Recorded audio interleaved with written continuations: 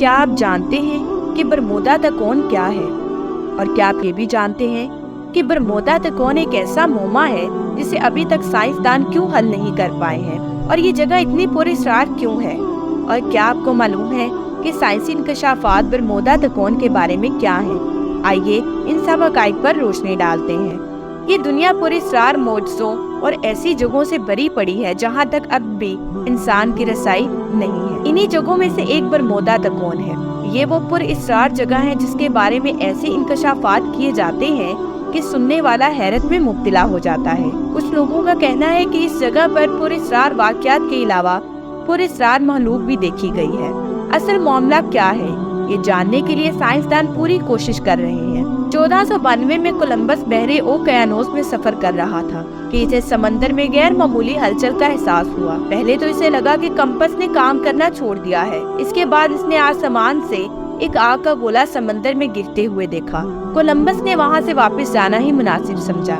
واپس آ کر کولمبس نے اس پر ایک کتاب بھی لکھی، لیکن لوگوں نے اس کی بات پر غور نہیں کیا اور اسے پاگل کہنے لگے۔ امریکہ کے 14 جنگی ہوائی جہازوں نے اسی جگہ کے اوپر سے اڑان بھری، لیکن برمودا تکون کے قریب آتے ہی ان جہازوں کی کمپس نے کام کرنا چھوڑ دیا۔ اس گروپ کے لیڈر لیفٹیننٹ چارلس نے مدد کے لیے فوری طور پر کنٹرول ٹاور سے رابطہ کیا اور کہا کہ ہمیں معلوم نہیں ہم کہاں جا رہے ہیں۔ سمندر کا رنگ بھی سبز پڑ چکا ہے اور یہ سمندر کون سا ہے ہم نہیں جانتے۔ اس کے بعد رابطہ منقطع ہو گیا۔ 13 لوگوں پر مشتمل یہ گروپ ان کی مدد کے لیے ہوائی جہاز پر نکلا، لیکن اڑان بھرنے کے 27 منٹ بعد یہ جہاز بھی غائب ہو گیا۔ یہاں موت کا ایسا کھیل شروع ہوا جو رکنے کا نام نہیں لے رہا۔ اس جگہ نے امریکہ اور برطانیہ سمیت کئی ممالک کے ہوائی جہازوں اور بحری جہازوں، خواہ وہ چھوٹے ہوں یا بڑے، سب کو اپنے اندر سمو لیا، جن کا کبھی پتہ نہ لگایا جا سکا۔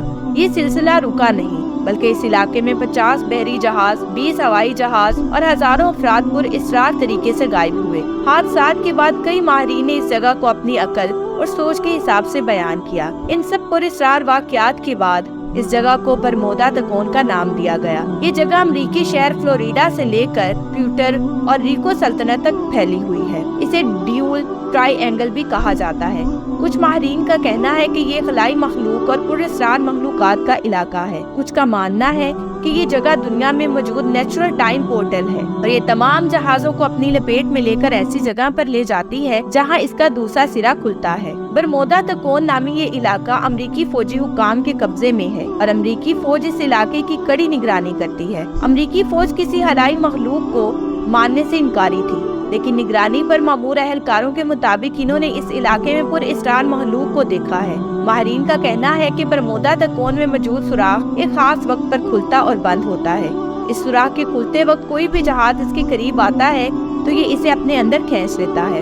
سائنسدان اس جگہ کے بارے میں کہتے ہیں کہ جو جہاز اس کے اندر غائب ہوتے ہیں وہ اب بھی صحیح سلامت موجود ہیں، لیکن ہماری دنیا میں نہیں بلکہ کسی اور ڈائمینشن میں موجود ہیں۔ کچھ کا کہنا ہے کہ یہاں میتھین گیس بہت زیادہ مقدار میں موجود ہے اور جب یہ اپنی مکمل طاقت کے ساتھ باہر نکلتی ہے تو کسی ڈیو ہیکل قسم کے بلبلے پیدا ہوتے ہیں جو ہوائی اور بحری جہاز کو اپنے اندر سما کر تباہ کر دینے کی طاقت رکھتے ہیں۔ دوسری جانب 1925 میں کوٹوپیکسی جہاز نے 32 مسافروں سمیت سفر کا آغاز کیا اور 2 دن سفر کے بعد یہ جہاز بھی برمودا کے علاقے میں غائب ہو گیا۔ اس کو 90 سال بعد 2015 میں ڈھونڈ لیا گیا۔